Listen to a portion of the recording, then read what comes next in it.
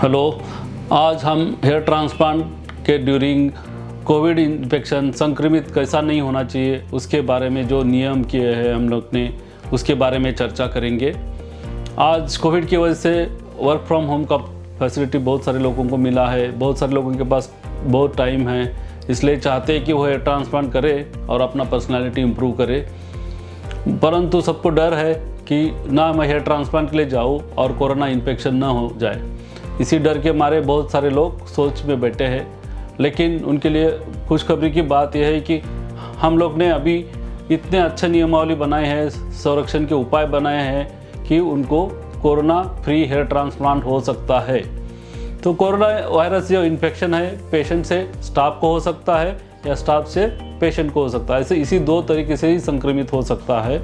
तो दोनों के लिए हम लोग ने बहुत अच्छे नियमावली बनाई हैं और उसी नियमावली का फॉलो करके हम लोग ने जुलाई महीने से लेकर अभी तक अक्टूबर महीने तक हर रोज़ 2 पेशेंट का ऑपरेशन करने के बावजूद भी ना एक पेशेंट पॉजिटिव हुआ या एक स्टाफ को इन्फेक्शन हुआ।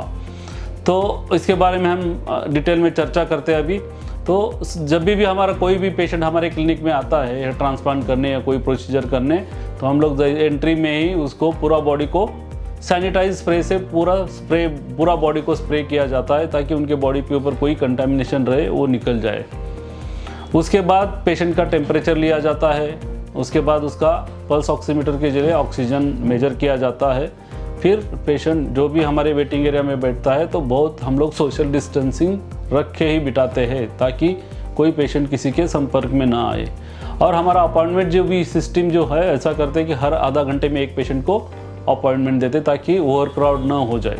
फिर जब भी पेशेंट हमारे डॉक्टर के केबिन में आ जाता है, कंसल्टेशन करते हैं, तो कंसल्टेशन के दौरान भी डॉक्टर और पेशेंट्स में एक डिस्टेंस रखते हैं। उसके बाद कंसल्टेशन के ड्यूरिंग पेशेंट को एग्जामिन करना पड़ा तो हमारे डॉक्टर जो है मैं खुद ग्लोव्स डाल के हम लोग उसका एग्जामिनेशन करते हैं और वो ग्लोव्स जैसे एग्जामिनेशन हुआ हम लोग डिस्कार्ड कर देते हैं।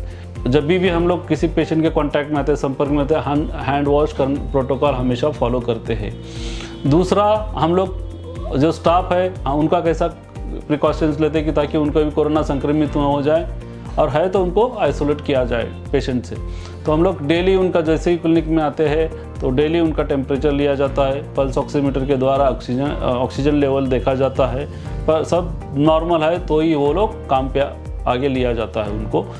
सब जो किसी को सर्दी आया, बुखार आया, थोड़ा सा भी ये आया तो उनको हम लोग कोरोना टेस्ट करके पॉजिटिव आया तो 14 दिन के लिए क्वारंटाइन करते हैं। थोड़ा सा भी हम लोग को जोखिम नहीं उठाते हैं, थोड़ा भी लगा तो उनको घर पे बिठा देते 14 दिन के लिए। उसके बाद हम लोग पूरा क्लिनिक डेली सब काम खत्म होने के बाद सैनिटाइज किया जाता है। हमारे ऑपरेशन थिएटर डेली स्टरलाइज किया जाता है, हर एक प्रोसीजर के बाद स्टरलाइज किया जाता है। और जब भी हम लोग हेयर ट्रांसप्लांट करते हैं तब पूरा कोरोना के प्रिकॉशंस लेके ही करते हैं। पूरा स्टाफ पीपी किट डाल के, मास्क डाल के, गॉगल डाल के पूरा प्रिकॉशन के साथ ऑपरेशन थिएटर में आते हैं ताकि ना किसी हेल्थ वर्कर से पेशेंट को कोरोना संक्रमित हो जाए।